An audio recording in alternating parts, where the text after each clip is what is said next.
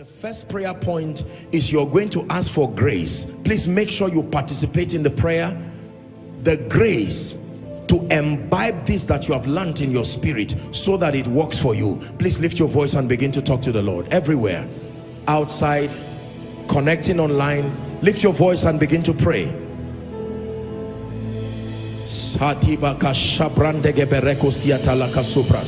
The Bible says, now that you know these things, it says, happy are you if you do them. Now that ye know these things, happy are you if you do them. Now that ye know these things, happy are you if you do them.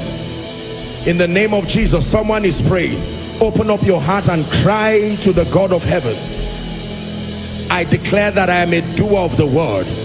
The things that make for poverty, I obtain grace to make quality decisions that close these doors from my life, close these doors from my church, close these doors from my business. I am ready to be empowered. The problem is not the recession.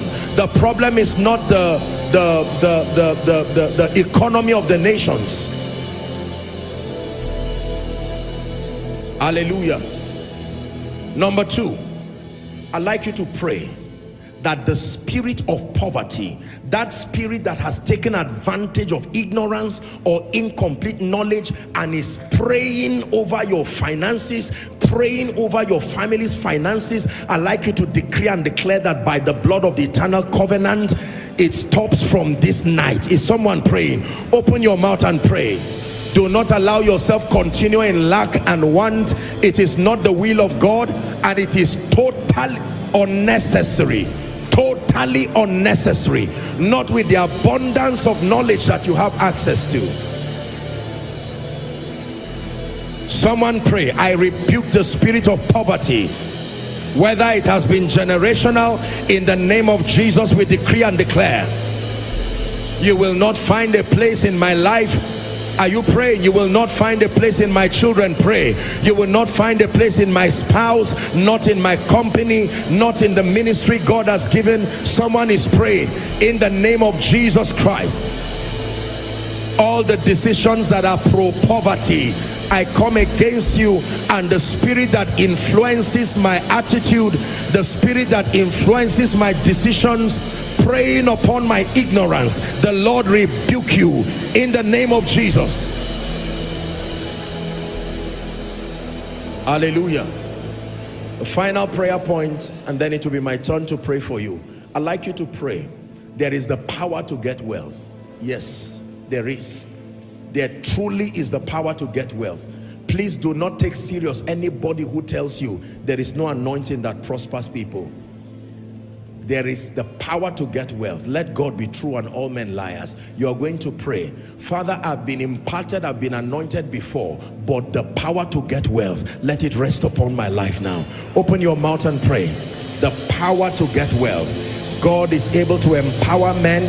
He's able to provide a supernatural engracing upon your spirit and your mind that causes you to be extraordinary in producing results that make you extremely valuable, results that attract resources to you, results that connects you to the heart of men and helpers.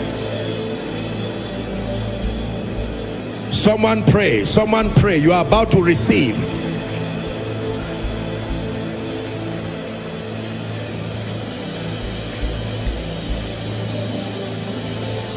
In the name of Jesus. In the name of Jesus. Let me speak over your life now. Father, in the name of Jesus, I decree and declare, you gave me this instruction to bring this prophetic word as a deliverance. In the name of Jesus, I decree and declare that mantle and that grace that makes for wealth, that took ordinary people in scripture and even ordinary people in our day-to-day and has exalted them, bringing beauty for ashes and joy for mourning. I decree and declare, may that grace rest upon you now. May that grace rest upon you now. Rest upon your business. Rest upon your ministry. Rest upon your household. Rest upon your career. In the name of Jesus Christ. By reason of this grace, I speak prophetically over you that everything that represents the shame and the reproach connected to poverty, I declare that it dies over your life now. Every family here that has never experienced genuine prosperity is always from poverty to poverty. You saw those before you, you saw your parents, some of you right now, and you're about transferring the same to your children. In the name of Jesus, may this anointing intercept that progression. Intercept that progression in the name of Jesus Christ. The Bible says, and Jabez was more honorable than his brethren. It was not always so. Every failed business here, every dead or dying business, I decree and declare, may help us show up and lift you back. May help us show up and lift you back in the name of Jesus Christ. Hear me. One of the assignments of the spirit of poverty, I will discuss that when we take the financial series proper. But one of the assignments of the spirit of poverty, please listen to me, is to make you run into debt.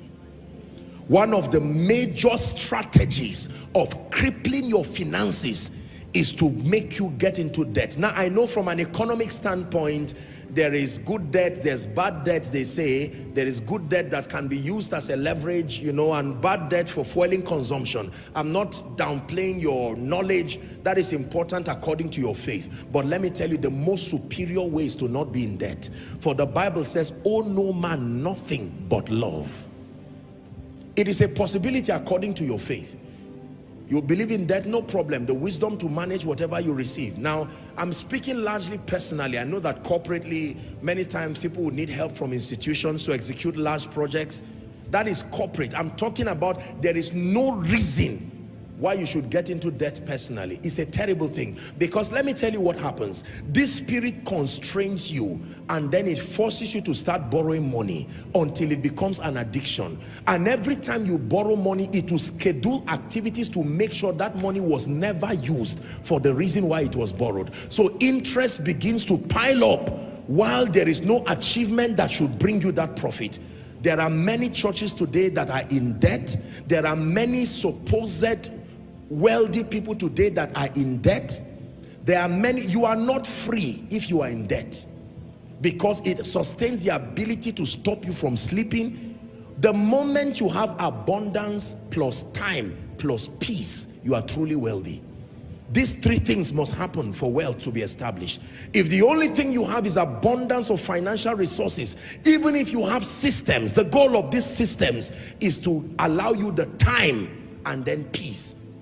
Resources, time, peace. That is kingdom wealth. That is true financial dominion. That tripartite coexistence of wealth, time, and peace. Because these are the three most expensive commodities. If you lose time and peace, whatever else you got by losing them was a bad bargain. Are we together? Praise the name of the Lord. So the spirit of poverty has made many of us, some of us right now probably are in debt of thousands, millions, billions, and you want to get into more. No. Every time people got into debt from scripture, it was the prophetic that brought them out. The prophetic is mandated with the responsibility of rescue, particularly from financial debt. Alas, master, it was borrowed. It was prophecy that brought it out. The woman who was owing, you know, the prophet who died and left his wife in debt, the prophet said, go and borrow vessels, not oil. To borrow means to plead from people, just bring it. And the Bible says he filled it and he said, go and sell it. And now give, you know, pay off your debt and leave off the rest. The first thing the prophet told the woman to do when you are blessed is pay off your debt. Because you can't live in peace when you have debt. That was the prophet's recommendation. Are we together? So I want to pray for you. If you are in any kind of financial situation of debt, whether personally, as a family or corporately, in the name of Jesus, please believe this prophecy. Between now and December 2023, I prophesy upon you, come out of that debt. Come out of that financial situation. Come out of that financial situation. In the name of Jesus Christ. How will it happen, Apostle? Very simple. The ministry of men. There is no magic as to how people come out of debt. It is always the ministry of men. God will send men disguised as systems, disguised as relationships. It is yours to now discern and be ready when it comes. You don't come out of debt by superstition. When prophecy is released, as it was over Samaria, the next thing was men. Even if they are lepers, they will be the ones to use to rescue Samaria. Every time prophecy comes, start paying attention to men. They will come with business ideas. They will come with superior projects. They will come with their well wishes just to bail you out. A show of kindness. Or they will come, somebody can just bless you. Oh, Apostle, I'm owing 30 million. And God gives someone an instruction. I will not give you money, but I give you one of my properties as a gift. You value that property and they say it's 80 million. You are out of debt already. It's up to you now. Let me tell you, one of the major ways that God brings people out of debt is through the power of land and its resources. Because it is very difficult for somebody to come and give you 1 million, but he can give you a slice of the earth. And the Bible says out of the earth comes increase. It says the increase of the earth is for all. It never said the increase of a company. So if everywhere runs to you, go to the earth for your portion. The earth has a portion for all men. This is a strategy. I'm not foolish as you hear me talk to you. The earth is a universal bailout system that God uses to bring men out of financial troubles. The increase of the earth is for all, it says. That means if they reject you, if you are in debt, there's no guarantee that the increase in the bank, you have a share there. But this earth is a universal standpoint. The moment you are in debt, trust God to use the power of the earth and its fullness as a mystery to bail you out. Now, in the name of Jesus Christ, Father, let the power to prosper, the engracing that can rest on men and women and program them for extraordinary success, I declare by the privilege of this apostolic and prophetic mantle, receive it right now. Receive it right now. Receive it right now. Be delivered from every financial captivity. Hear me. What your father could not do, what your mother could not do, for some of you, what has never been done before you, I empower you by this anointing. Go and do it. Extraordinary results in business, extraordinary results in ministry, in the name of Jesus Christ. Listen, many of you will come and stand here and begin to testify of strange financial doors in the name of Jesus Christ. And by this anointing, everybody mandated to help you, especially in this month of April. Leave May, leave June, we are talking April. I don't know where they are, but I can call them by prophecy. In the name of Jesus Christ, the one who gave power to men, I declare this week that is coming, I stand by this mantle. I call forth strange helpers, strange helpers, strange lifters, in the name of Jesus Christ. That by reason of this that you have heard, some of you, by God, you will step into prepared blessings. You will be sitting down, someone will call you and give you a car, call you and give you a house. I am telling you, call you and give you a job.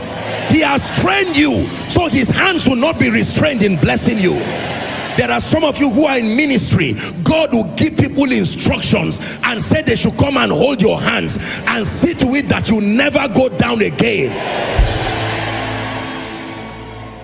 Every family struggling financially, whether to pay school fees, to pay rent, to complete building projects, or maybe to fund projects that are ongoing, in the name of Jesus, this week, may Ebenezer, the helper of men, may he arise and surprise you. For in Jesus' mighty name we pray.